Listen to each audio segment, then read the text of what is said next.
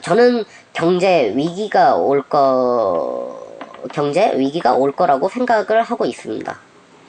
근데 짧으면 3년, 길면 5년, 정말 길면 10년 정도는 증시는 오를 거라고 생각을 하고, 제가 생각을 할 때 이 이후에 오는, 이거는 제가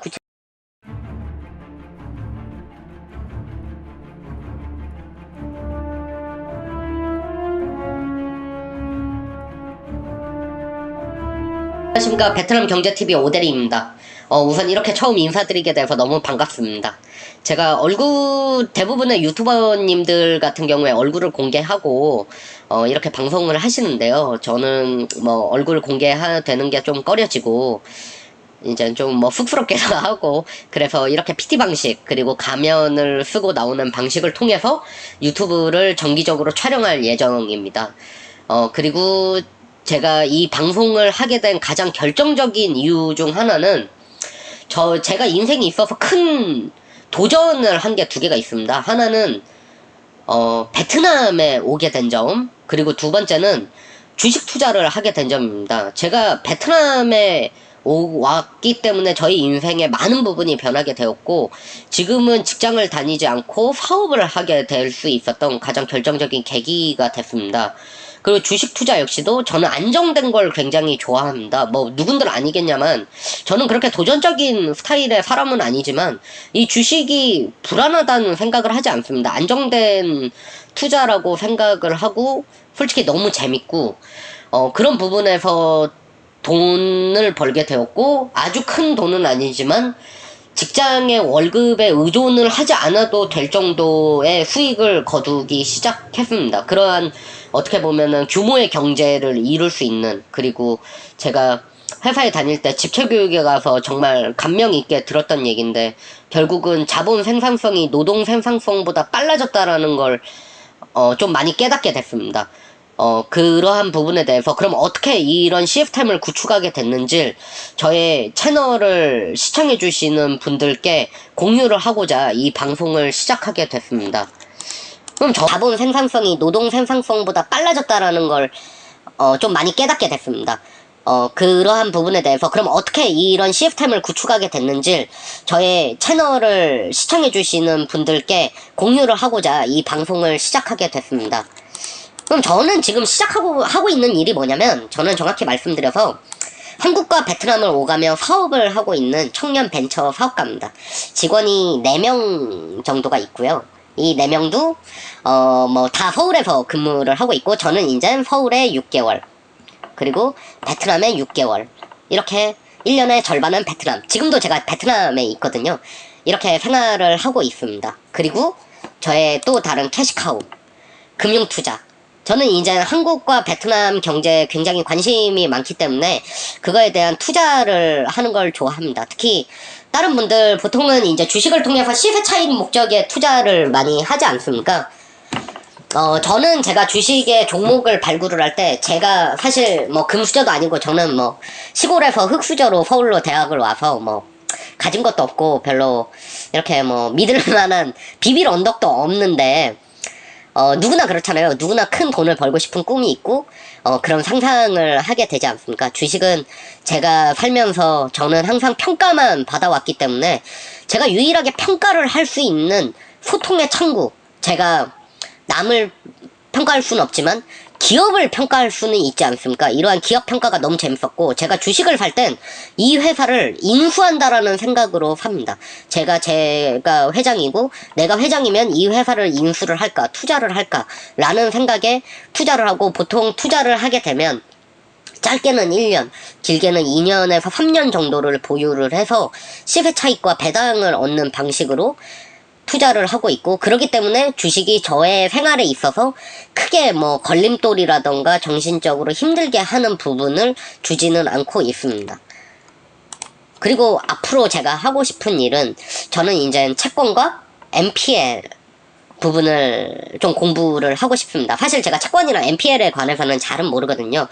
제가 향후에 설립하고 싶은 회사는 결국 CVC랑 VC 쪽 업무입니다. 그렇기 때문에 채권과 NPL에 대한 공부를 하는 건 너무 당연한 거고요. 지금 있는 회사는 저희가 투자 업무와는 크게 관련이 없습니다. 그렇기 때문에 제가 향후 3년 안에는 지분을 어느 정도만 보유를 하고 직원들, 사실 저를 믿고 따라준 저희 직원들, 다른 회사에 갈 수 있음에도 저와 함께 이 길을 같이 가준 동료들께 지분을 쉐어를 하고, 그 회사는 이제 베트남에 관련됐기 때문에 제가 아주 일을 뗄 수는 없습니다. 어느 정도만 일을 하고 나머지는 이제 직원들이 경영을 하는 방식, 그리고 저는 이제 CVC랑 VC를 하고 싶습니다. 제가 벤처도 해봤고 대기업도 다녀봤고 그리고 베트남도 와봤고 그러기 때문에 기업도 지금 경영하고 있죠. 그렇기 때문에 좋은 벤처를 발굴을 해서 투자를 하고, 그 CVC는 그런 개념이잖아요. 그런 부분에 단순히 자금만 투자를 하는 게 아니라 도움을 좀 더 줄 수 있는 부분을 줘서 시너지를 보고 싶은 게 이제 저의 향후의 목표고, 저는 이룰 수 있다라고 생각을 합니다. 그리고 채권과 NPL을 공부를 하려고 하는 이유는, 저는 짧으면 3년, 길면은 5년 정도 뒤에는 경제 위기가 올 거라 생각하고, 이건 굉장히 큰 대공황이 될 거라고 생각을 합니다. 그런 부분들은 제가 채널로 단순히 느낌이 이렇다라고 말을 하기보단 왜 그런지, 그리고 팩트를 바탕으로 이제 분석을 하겠습니다. 그럼 제가 주식을 하게 된 이유에 대해서 잠깐 썰을 풀겠습니다. 저는 시골에서 고등학교를 나왔고요. 운이 너무 좋게도 대학을 서울로 갈 수 있었습니다. 사실은 저희 학교가 그렇게 명문대도 아니고 그냥 서울에 있는 4년제 중하위권 대학이지만, 사실 시골에서 서울로 대학을 간다라는 건 좀 저희 때 지금도 그러지 않을까 싶은데, 시골에 있던 제 입장에선 굉장히 자랑스러운 일이었고 부모님께 효도를 했다라고 생각을 했습니다. 물론 경제적으로는 굉장히 힘들어졌어야 됐지만요. 그리고 저는 문과 계통을 나왔는데 저희 선배들이 보통은 공무원이 많이 됐습니다. 근데 수업을 들으면서 너무 저랑 적성에 너무 안 맞더라고요. 좀 어느 정도 사명감도 있어야 되고 좀 이런 형평성, 이런 부분들을 많이 공부를 해야 됐었는데, 우선은 제가 사명감이 없고 흥미가 없다 보니까 너무 재미가 없었습니다. 그때 이제 선배한테 좀 상담을 받았었는데요. 1학년 때 이제 군대를 갔다 오고죠. 군대를 갔다 오고 2학년 때 선배랑 상담을 했는데, 선배가 학점을 따기 쉽다고 저한테 상경계열 복수 전공을 해라. 그리고 저는 제가 대기업에 갈 수 있을 거라고 생각을 하지 못했었습니다. 그렇기 때문에 이젠 그냥 학점을 따려고 상경계를 갔는데, 그때 제가 굉장히 존경하던 은사님께서 너무 진솔하게 강의를 해주시는 겁니다. 지금 너네가 이 학교에 있으면서 대기업을 못 가는 건 너무 당연하다. 공부를 그렇게 안 하는데 당연한 거 아니냐. 근데 사회는 생각보다 준비된 사람한테 기회가 온다. 그 말 진짜 맞았던 것 같아요. 제가 취업을 해보면서도. 명문대 애들, 우리 학교 애들 학교 가리고 한번 이력서 오픈해봐라. 너네 100% 진다. 걔들이 학교 좋다고 가만히 놀고 술 먹고 그럴 것 같냐. 그랬는데 제가 정작 공채로 대기업에 입사를 해보니까 정말 그 교수님의 말씀이 맞더라고요. 정말 명문대 친구들은 더 저보다 공부를 많이 했고, 그리고 이러한 서울 생활이 저의 좀 더 넓은 눈을 떼게 해주는 계기가 됐습니다. 그리고 이 상경계의 적성에 맞게 된 이유는, 그럼 교수님이 해주시는 짧은 얘기들, 가령 예를 들어서 이랜드 그룹의 이평의 신화라든가, 미래셋 박현주 회장님이 원래 직장인이었는데 그런 금융에 어떻게 보면 1인자가 되신 거지 않습니까? 그런 수업 시간의 내용들이 너무 저한테 와닿고, 설마 나도 할 수 있을까? 전 그 정도 꿈을 가진 사람은 아니지만 설마라는 생각을 저한테 갖게 해줬던 수업이었고, 그 교수님 수업에 다 수강을 했기 때문에 학점은 당연히 제가 4점, 좀 장학금, 성적 장학금을 한 7번 정도를 받을 수 있을 정도로 성과가 당연히 좋아하니까 나게 됐고, 시간만 나면 공강 때 도서관 가서 이런 좋은 책들을 봤습니다. 특히 경영에 관련된 책을, 이분들이 어떠한 경영 철학을 가지고 경영을 하게 되셨는지 알게 되었고, 그러면서 대학 때 이제 주식에 손도 대게 되었습니다. 이런 수업 시간, 학교에서 학생들이 학교를 조금 많이 비하하시는 분들도 있잖아요. 아닌 분들도 많은데 이제 어떻게 보면은 취업이 워낙 힘들어졌다 보니까 교수님의 권위가 과거만큼은 아니라고 생각을 하지만 저는 조금 다르게 생각을 합니다. 제가 사실 자격증도 좀 대학 때 많이 탔고 공모전으로도 수상을 많이 했고 저의 어떻게 보면 저는 제가 부족한 걸 알았기 때문에 그거에 대해서 스펙을 쌓기 위해서 노력은 많이 했지만 그렇다고 해서 수업 시간이 굉장히 중요하지 않다라고 생각하지 않았습니다. 왜냐면 그 교수님이 가르쳐 주시는 부분이 결국은 자격증과 연결이 됐었고 그러한 지식의 기반이 공모전과 연결이 되었고 서울에 있는 교수님들 특히 TV에 많이 나오시더라고요. 그런 부분에서 사실 교수님에 대한 자부심도 좀 많이 갖게 되었습니다. 그러면서 제가 깨달은 게 두 개가 있었는데요. 하나는 가격이 움직인다라는 점입니다. 저희는 이제 오늘 마셨던 콜라랑 내일 마시는 콜라랑 가격이 변동하지 않는다라고 생각을 해왔었는데 학교에서 교수님의 수업을 들으면서 결국은 가격이 굉장히 많이 변동을 하고 있고 그러한 부분에 환율이라든가 유가라든가 그리고 상품 지수들이 변동을 하고 있다라는 점이 굉장히 흥미 있었습니다. 그래서 결국은 우리가 지금 저희가 대화를 하는 부분이 언어를 매개로 하고 있는 거잖아요. 그리고 경영을 얘기하는 때는 회계는 경영의 언어라 하지 않습니까? 그렇다면 저는 생활의 언어는 결국 금융이다. 내가 결국 자본주의 사회에서 생활을 하겠다라면 결국은 이 실생활과 경제를 뗄래야 뗄 수가 없는 부분이고 나의 생활을 윤택한 게 아니더라도 결국 방어를 하고 생활을 재밌게 하려면 결국은 이 금융에 관한 부분을 반드시 알아야 되겠다라는 생각을 했고 사실 누가 시키지 않았는데 금융에 관한 자격증을 땄습니다. 그럼 왜 금융회사를 안 갔냐라고 많이 질문을 하시는데요. 사실은 금융회사에서 인턴도 은행, 증권 둘 다 해봤었습니다. 인턴을 하면서 제가 느꼈던 건 결국은 저는 자기 자본으로 하고 싶다라는 생각을 했지 남의 돈을 통해서 하고 싶지는 않았고 그런 부분이 제 적성에는 맞지 않다라고 생각을 했습니다. 아까 저의 꿈이라고 말씀드렸던 이제 VC 결국은 이제 벤처 캐피탈을 제가 시작하게 되더라도 저는 투자자를 모집을 해서 하고 싶은 생각은 단 1도 없습니다. 우선은 제가 남의 돈으로 하게 되면은 자신있게 베팅을 하지 못하는 부분도 있고 좀 많이 무서울 것 같아요. 그거 잃으면 어떡할까라는 생각도 좀 많고 제 돈이야. 저는 솔직히 아무리 떨어져도 마이너스 60%도 플러스를 1년 안에 보고 나와봤거든요. 그냥 기업을 믿기 때문에 그 회사가 단순히 수급에 의해서 흔들리는 부분에 대해서는 크게 신경 쓰지 않습니다. 그럼 제가 왜 이젠 이렇게 심취를 하게 됐냐. 사실 지금 생각해보면 대학 땐 그냥 경제가 멋있었던 것 같습니다. 그냥 수업을 들으면서 그냥 멋있었습니다. 멋있었기 때문에 투자를 했다라기보다는 그냥 감을 통해서 투자를 했고 그를 통해서 정말 많이 배웠죠. 어떻게 보면 대부분의 분들이 직장에 입사를 해서부터 재테크를 시작하게 되는데 저는 이제 부모님의 도움 없이 서울에서 대학 생활을 해야 됐다 보니까 제가 일도 해야 됐고 이 투자를 통해서 제 꿈도 이뤄야 되는 부분이 있었습니다. 이젠 그렇지만은 그때는 그렇게 분석적으로 했다라고 생각하지 않습니다. 그냥 초심자의 행운이 따라줬었던 거고요.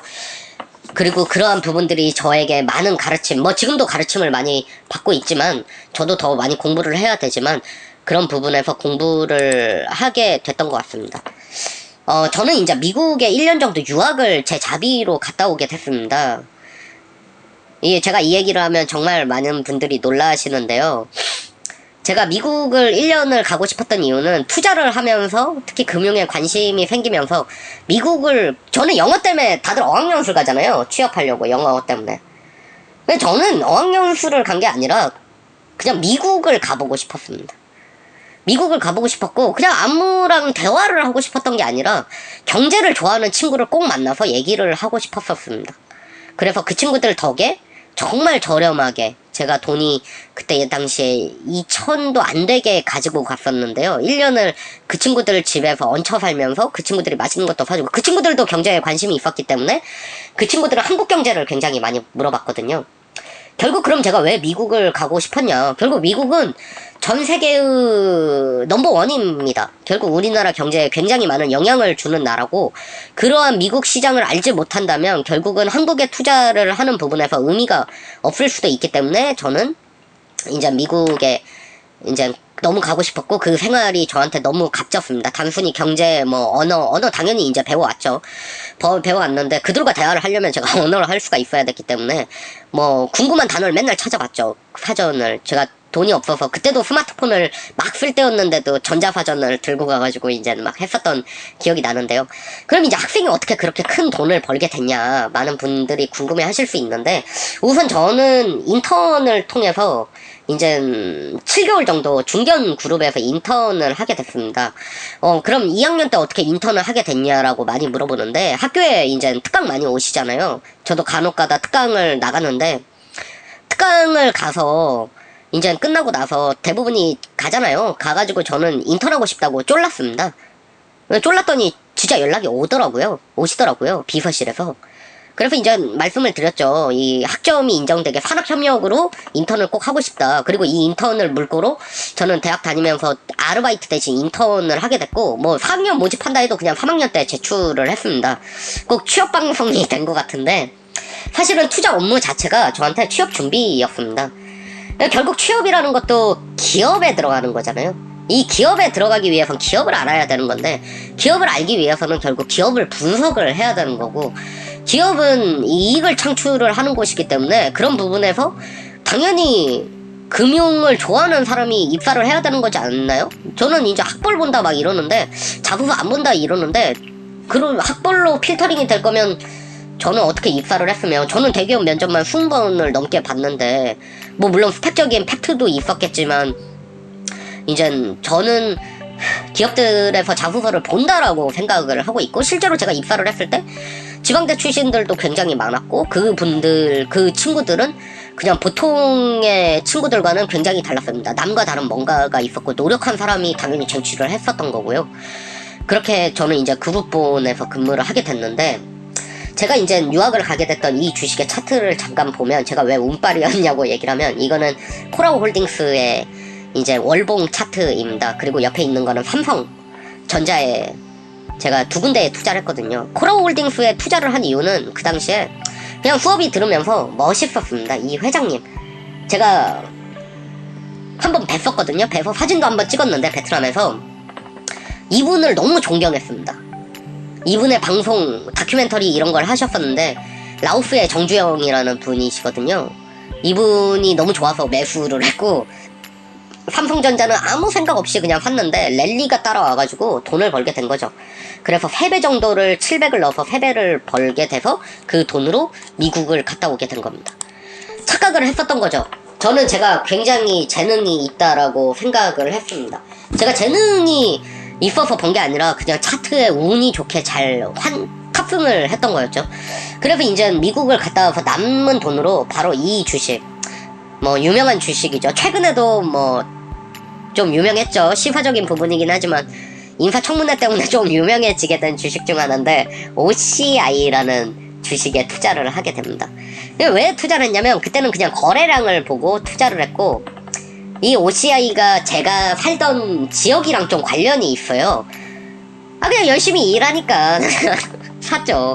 그냥 별 이유 없습니다. 그냥 열심히 일하니까 샀는데, 이 고점에 한 이쯤 잡았던 걸로 기억해요. 어깨에 시작을 해서 이제 거의 발바닥에서 나오게 됐죠. 그래서 수중에 제가 한 1000 좀 안 되게 투자를 했던 걸로 기억이 나는데, 이제 수중에 한 200만원 정도 남았었고, 뭐 거의 많은 걸 잃게 됐죠. 지금 이걸 시청해 주시는 분들이, 저는 제 개인적으로는 대부분이 저보다 연배가 있으실 수 있다라고 생각합니다. 빠르다면은 30대 제 나이 또래 친구들, 그리고 정말 빠른 친구들은 20대 후반 친구들이라고 생각을 하는데, 대학생 때 집에서 돈도 안 받고 혼자 자취를 하는데 200이 남았다라는 건 저한테는 굉장히 힘들었던 점입니다. 근데 이게 저한테 엄청난 도움을 줬었던 건, 제가 이때가 제 기억으로 4학년 1학기였는데, 그때 채용전제 인턴십, 그러니까 인턴을 하면 바로 취업이 될 수 있는 그런 기회가 있어서, 그때 뭐 돈도 없고 면접을 보면 면접비를 주니까 미친듯이 정말 원서를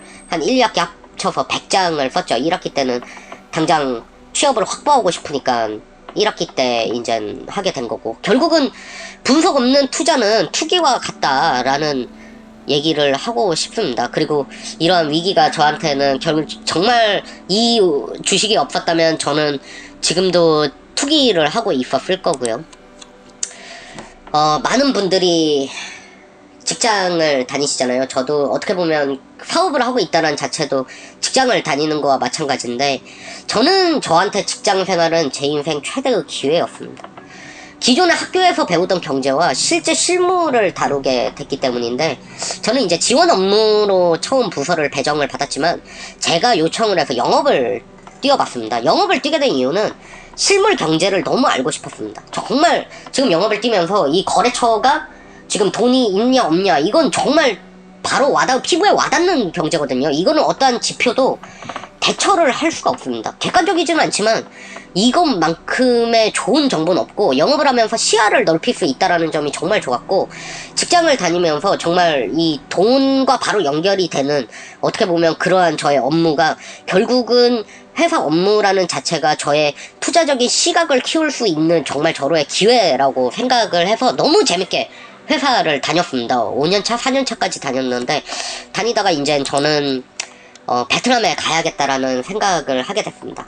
사실 저는 사업을 할 생각은 없었는데요. 우연찮은 기회로 사업을 정말 좋은 조건에 할 수가 있게 돼서 사업을 하게 됐는데, 제가 직장이 너무 좋아서 다니다 보니까 저는 직장에서 신기하잖아요. 이제 큰 돈도 어떻게 보면 그 나이 때 큰 정말 좋은 연봉, 복지, 그런 분들이 너무 좋아서 직장이 너무 재밌었고, 직장 일이 너무 좋아서 아침에 일어나가지고 막 뛰어나가고 그랬었는데, 베트남에 간 이유는 저를 대처할 사람이 너무 많겠다라는 생각을 했습니다. 그리고 지금 가지 않으면 안 되겠다라는 생각을 했습니다. 사실은 라오스를 가고 싶었는데 갈 방법을 못 찾았고, 제가 갈 방법을 몰라서 막 이메일도 많이 보내고 했는데 아무도 회신이 오지 않았는데, 베트남에선 제가 이제 그런 기회를 얻을 수 있을 것 같아서 베트남에 무작정 가서 이제 거기서 현지에서 취업을 하게 됐고, 베트남에 이제 있으면서 저는 이제 베트남에서 신사업과 마케팅 담당을 베트남 회사에서 하게 됐는데, 베트남어는 한마디도 못하고 당연히 갔고요. 퇴근하고 정말 미친듯이 공부를 했고, 그리고 통역을 아예 잘라버렸습니다. 통역을 자르고, 이제 자르다기보다는 다른 부서로 배정을 한 거죠. 통역을 못하게 했죠. 그 친구를 다른 부서로 이동하게 하고, 통역 없이 제가 업무를 하면서 베트남에 대한 정말 실무를 많이 느끼게 됐고, 그렇게 이제 이러한 방법에 베트남 경제에 눈을 뜨게 됐고, 그거를 하나의 엑셀로 정리를 해서 흐름을 읽으려고 노력을 정말 많이 했습니다. 그래서 우리 방송은 결국 이 베트남 경제, 근데 베트남 경제를 알려면 결국은 많은 비중을 차지하는 한국 경제, 그리고 한국 경제에 많은 영향을 주는 중국과 미국, 이런 거시적인 부분을 같이 알아나가야 되거든요. 그래서 저희 방송은 결국 핵심은 이거지만, 이것만 집중을 한다면 절대로 안 된다라는 말씀을 드리고 싶습니다. 그래서 결국은 제가 거시경제, 너무 재밌죠. 시사와 정치, 그리고 한국 베트남 경제. 시사 정치는 왜 하냐라고 많이 물어보실 수 있을 거라고 생각하는데요. 결국은 시사와 정치적인 부분이 결국에는 한국 경제가 가는 방향과 일맥상통할 수가 있습니다. 그러한 부분들은 제가 앞으로 방송을 하면서 좀 더 말씀드리겠습니다. 결국은 영향을 준다라는 거죠. 그 방향성이. 그럼 제가 짧게, 아까 서두에도 말씀드렸지만 저는 경제 위기가 올 거라고 생각을 하고 있습니다. 근데 짧으면 3년, 길면 5년, 정말 길면 10년 정도는 증시는 오를 거라고 생각을 하고, 제가 생각을 할 때 이 이후에 오는, 이거는 제가 구체적으로 말씀드릴 수 없는 이유가 뭐냐면, 거시경제에 대한 부분이 이걸 알면 제가 정말 유명해졌겠죠. 그쵸? 예. 이걸 알면 제가 정말 많은 돈을 벌었을 겁니다. 근데 저는 이걸 맞출 사람은 없다라고 생각합니다. 왜냐면은 이거는 결국 거시경제의 하나를 가지고, 하나의 변동성을 가지고 기간을 확신한다라는 건 말이 안 되기 때문에, 이거는 향후에 계속 이 추세를 이 추세가 어떻게 변경되고 있는지를 결국은 파악을 해서 들어가야 되는 부분이라고 생각을 합니다. 그렇지만 확실한 거는 경기 침체기가 올 거고 이건 굉장히 장기화가 될 거고 이건 제가 방송을 하면서 왜 그렇게 생각하는지에 대해서 말씀을 드릴 겁니다.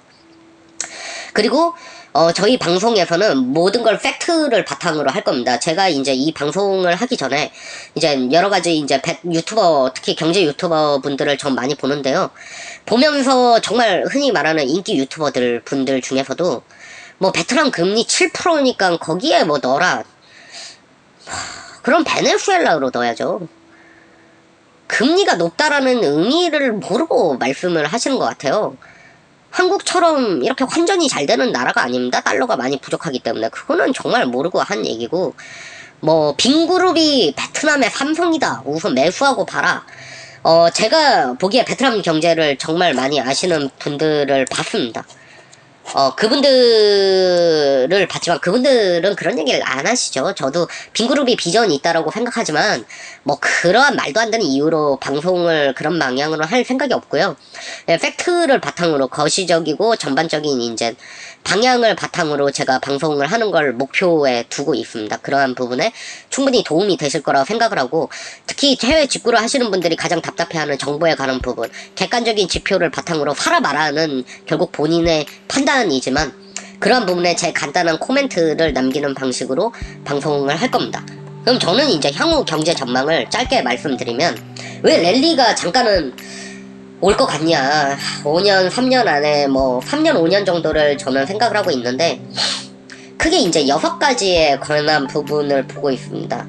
미중 무역 전쟁, 관세가 올라가면 어떻게 되죠?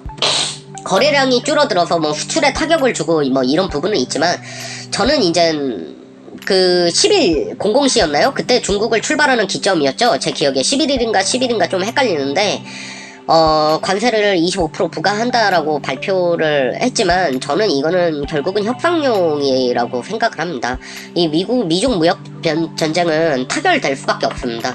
우선은 파월 원중, 짧게 설명을 드리면 파월 연준 의장의 성격, 새로 부임하신 은장님의 성격, 그리고 2020년 미 대선이 있다라는 점, 그리고 현재 금리의 방향, 정권이 바뀌고 옐런 의장에서 변화가 되면서 지금 미중 FOMC가 굉장히 제가 생각할 때는 성향이 많이 바뀌었다라고 생각을 하고 있습니다. 그리고 이 타이밍이 결국 금리의 방향, 저는 이제 올려도 메리트가 있고 떨어뜨려도 메리트가 있다라고 생각을 하는데, 올리나 떨어뜨리나 경제 위기가 오는 거는 당연합니다. 그거는 제가 이제 향후 강의 때 말씀을 드릴 거고요.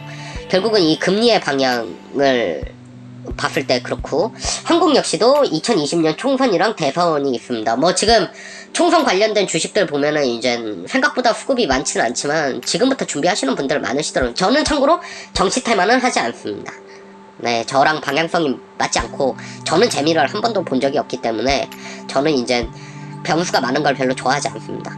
그리고 제가 이제 한동안은 많이 경제가 어떻게 보면은 주식시장, 부동산 시장이 폭등장이 올 거라 생각하는 큰 이유 중 하나가 한미 중의 정책 투자적인 부분입니다. 결국은 시중에 통화량이 많이 풀리고 있다는 얘기죠.